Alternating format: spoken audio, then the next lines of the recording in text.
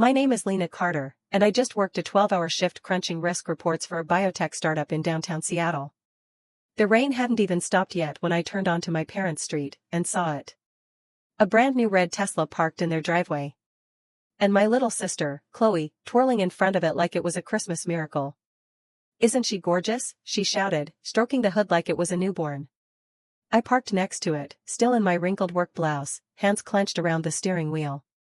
My phone buzzed in the cup holder, another low balance alert.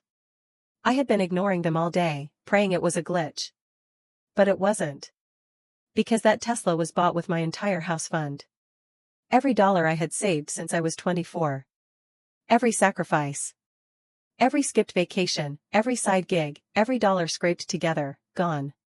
And somehow, Chloe was still smiling. Chloe had always known how to take. Even as kids, she had a way of slipping out of trouble while I stood in the doorway, grounded for things she did. When she crashed Dad's laptop in 8th grade, I stayed up all night restoring the hard drive. When she failed math, I tutored her through summer school while she posted selfies from the pool. "She's just different," Mom used to say. "She's more sensitive. You're the strong one." I heard that line so many times, it became a mantra. You're the strong one. The dependable one. The one who understands. At 15, I picked up my first part-time job, not because I wanted pocket money, but because Mom's credit card had been declined at the grocery store. I didn't tell anyone. I just paid the bill. At 18, I deferred college for a year because Chloe had emergency dental surgery, and our insurance wouldn't cover all of it. At 22, I skipped my graduation trip to help cover Dad's rising medical bills after he retired early with no plan but good vibes. And when I finally landed my job at the startup, after 2 internships, night classes, and a brutal round of layoffs, Mom cried. But not for me. She cried because Chloe didn't get the receptionist gig she wanted. I started setting money aside the year I turned 24. Quietly. Carefully.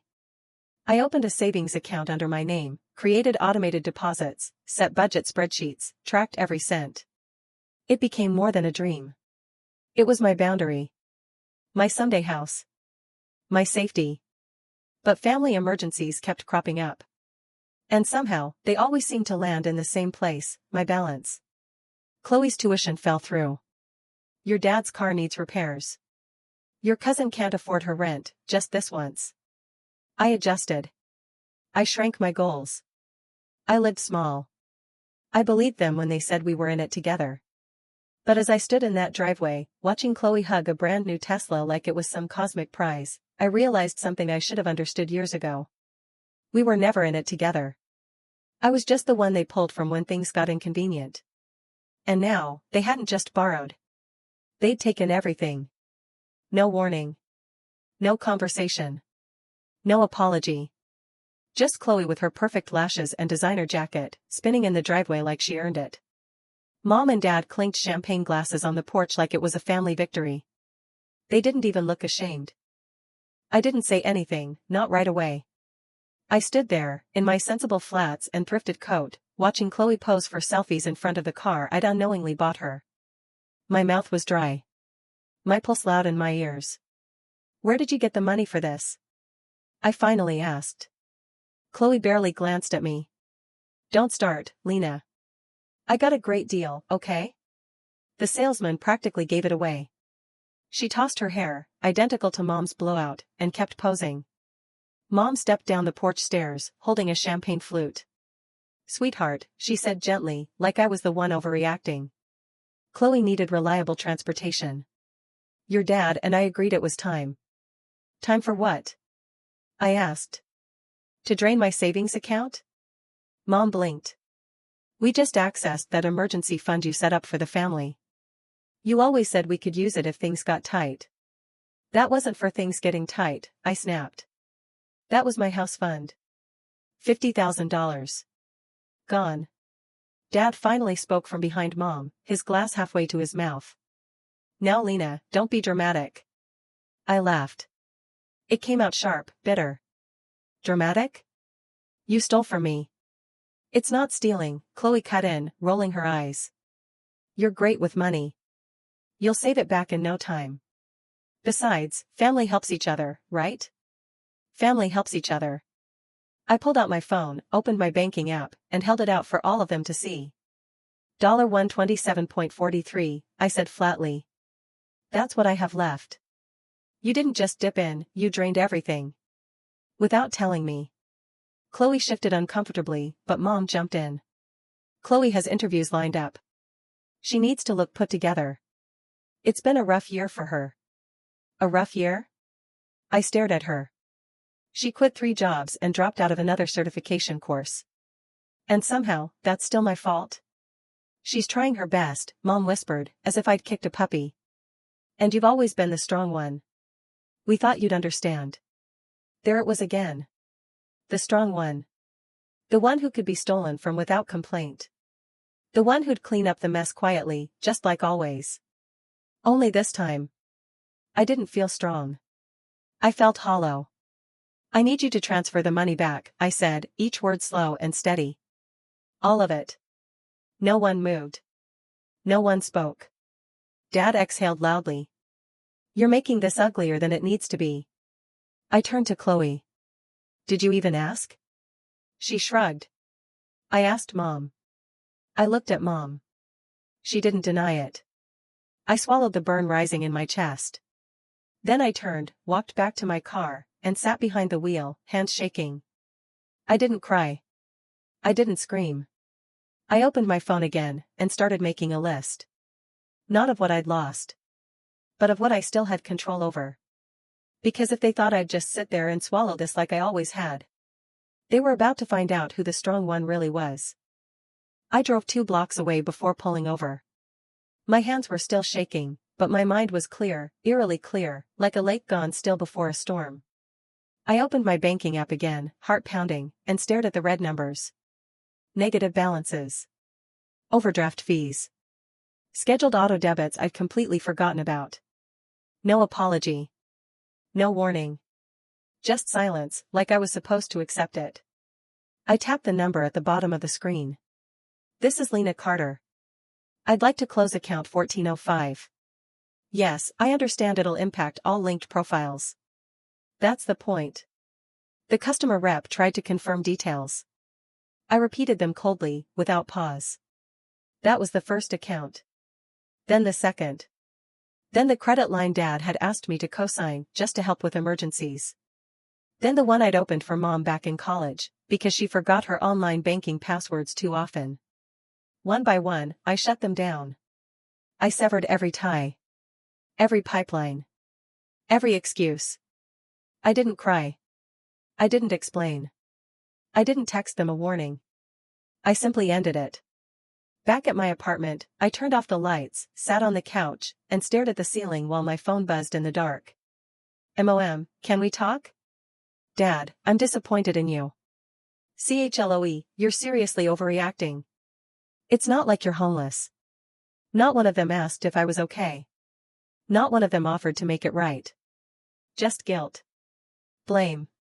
Emotional smoke bombs. I muted the thread and dropped the phone face down. The next morning, they showed up at my apartment. First Mom, pretending she just happened to be in the neighborhood. Then Chloe, all wide eyes and shaky voice, Lena, I didn't know it was all your money. I didn't open the door. I didn't answer the buzzer. I just stood behind the curtain, coffee in hand, watching them through the glass. And when Chloe finally gave up and walked off, flipping her hair in frustration, I turned back inside, and started documenting everything. Every screenshot. Every unauthorized transaction. Every forged login. I built a file.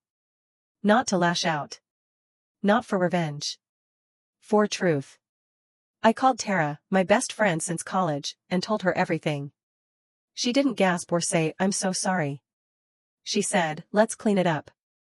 We met that night over wine and spreadsheets. She brought her real estate laptop. I brought 3 years' worth of quiet betrayal. I think they've been skimming from your accounts for a while, she said, pointing to small recurring charges I hadn't noticed before. Not just the Tesla? She shook her head. This looks coordinated. I stared at the screen. They were counting on me never checking. Tara nodded. So now, we check everything. And just like that, I wasn't alone anymore. This wasn't just about the money. It was about boundaries. It was about respect. It was about finally saying, no more. Tara was right. The deeper we dug, the worse it got. The Tesla wasn't the beginning. It was the final straw. Buried among the smaller charges, $30 here, $75 there, we found something that made my blood run cold, a monthly wire transfer to a professional email domain. Not mine. Not anyone I recognized. Do you know a company called Stratium Finance? Tara asked, her brow furrowed. No. Why? She turned the laptop toward me. Because your name is listed as a reference on their intern roster, under your sister's profile. I stared at the screen. There it was. Chloe Carter. Listed as a financial intern. With my work email attached as her verifier. I couldn't breathe for a second. She used your credentials, Tara said softly. She must have submitted a fake application using your work history to boost hers. I blinked. That company has direct contracts with mine. If this gets out, it could hit me for conflict of interest, or worse. Tara didn't speak. She didn't have to. We both knew what this was, identity fraud. I picked up my phone and called Miles, an old friend and lawyer I hadn't spoken to in over a year. Hey, I said when he answered. Remember when you told me to set boundaries with my family? He sighed. Lena. What happened? Everything, I said. And I need legal advice. Now. Within the hour, we were on a Zoom call, documents pulled up, screen shared. You've got a strong case, he said after reading through the file. But you need to act fast. If your name's tied to that application and the Tesla loan, we're talking about criminal liability if you let it slide. So. I press charges? He nodded. Not because you want revenge. But because they already crossed the line. You're just drawing it in ink. Tara forwarded the file to Miles, who immediately began drafting the fraud complaint. But it didn't stop there. Later that night, while cross-referencing joint accounts I thought I'd closed years ago, I found another twist. My name had been used to co-sign a refinance on my parents' house, just a week before the Tesla was purchased. Let me guess, I muttered, scrolling. Another signature I didn't authorize. Tara zoomed in. That's not just fraud. That's felony level. I stared at the digital form. Same shaky cursive. Same stolen signature. They were sinking, and trying to drag me down with them. I opened my company laptop, pulled up the HR portal, and submitted a formal ethics disclosure. I couldn't risk my firm finding out from someone else. Then I texted Miles. We're moving forward. All of it. My phone buzzed 5 minutes later. MOM, we need to talk. Dad, you've made your point. Stop now before this gets uglier. CHLOE, if I lose this internship, it'll be your fault. There it was again. Not guilt. Not remorse. Just control disguised as victimhood. Tara sat back on the couch and poured more wine. You okay? She asked. No, I said honestly. But I'm ready. Because for the first time in my life, I wasn't covering for them. I was confronting them. And that changed everything. The next morning, I walked into my parents' house for the last time. They had called a family meeting. I didn't respond, just showed up unannounced, wearing a blazer and carrying a folder. Miles told me to stay composed. Let them talk first. Chloe was crying on the couch. Dad paced near the fireplace. Mom clutched her coffee like it was a shield. Lena, Mom said as I entered, thank you for coming. We've been so worried about you. I sat without answering, placed the folder on the table, and waited. Chloe wiped her tears dramatically. They're saying the Tesla might be repossessed. Do you know how humiliating that would be? Dad cleared his throat. We're getting notices from the bank. About frozen accounts. Collateral defaults. What did you do? I closed what was mine, I replied calmly. That includes the accounts you used without permission. It wasn't without permission, Mom protested. You always said we were a team. No, I corrected. You said that. I never agreed to be collateral. I opened the folder and slid out a copy of the forged refinance document. This is your house, I said. And that is my signature. Except, I never signed it. Silence. I had to, Dad said finally. They wouldn't approve the refinance unless we had a strong cosigner. You've always had good credit. And now I don't, I said coldly. Because you've been siphoning my accounts for years. Small enough to go unnoticed. Just enough to bleed me dry. Mom's face crumpled. We didn't mean to hurt you. We just needed help. Then you should have asked, I said. Instead, you forged my name. Used my identity. Lied. That's not help. That's fraud. Chloe stood up. You're really going to destroy this family over a car? I looked at her for a long moment. It's never been about the car. Then I stood, gathered my folder, and walked to the door. I filed reports, I said without looking back. Bank fraud. Identity theft. Wire fraud. You'll be hearing from the police soon. Lena, please, Mom whispered. I paused, hand on the doorknob. You had so many chances, I said. But you never saw me as family, just a resource. And I'm done being used. Then I walked out, letting the silence answer everything they didn't say. They showed up at my apartment 2 days later. Mom was in the car, crying behind the windshield. Chloe stood at the building entrance, buzzing every unit nonstop. The neighbors were starting to stare. I didn't go down. I didn't respond. Instead, I brewed tea, turned on some music, and waited. Then came the text. Dad, the police contacted us. We can't believe you do this to your own family. Not we're sorry. Not we understand. Just blame. Again. I muted the thread and turned off my phone. That evening, I met Tara and Miles at a quiet bar. We reviewed the final paperwork for the fraud case. The bank confirmed the refinance was filed with a forged signature. The internship board had already blacklisted Chloe for falsifying credentials. The Tesla loan was frozen. The house, at risk of foreclosure. Are you sure you're ready? Miles asked. I've been ready for years, I said. The next morning, I answered a blocked call, just once. Mom's voice came through, small and broken. Please. If your father goes to jail, he'll never survive it. Chloe's life is falling apart. You're tearing this family down. No, I said quietly. You did that. One signature at a time. She started to cry again. We didn't mean to hurt you. We just didn't think you'd ever. Fight back? Silence. I'm not doing this for revenge, I added. I'm doing it so it finally ends. That afternoon, I signed the final statement at the courthouse. Detective Maddox thanked me for my cooperation and handed me her card. If they contact you again, she said, let me know. This is harassment now. I walked home alone. The city felt different. Brighter. Lighter. Like for the first time in a decade, I could breathe without carrying everyone else's weight. When I opened the door to my apartment, Tara was already there, lighting a candle. She held up a manila envelope. What's that? I asked. A listing, she smiled. That house you loved? The one with the stone porch and the garden? I nodded slowly. It just came back on the market. I looked down at the envelope. Then out the window. Then, finally. I smiled. I moved into the house 2 weeks later. It wasn't huge. It wasn't flashy. But it was mine. No hidden strings. No forged names. No voices yelling through walls. Just sunlight on hardwood floors. A garden I planted myself.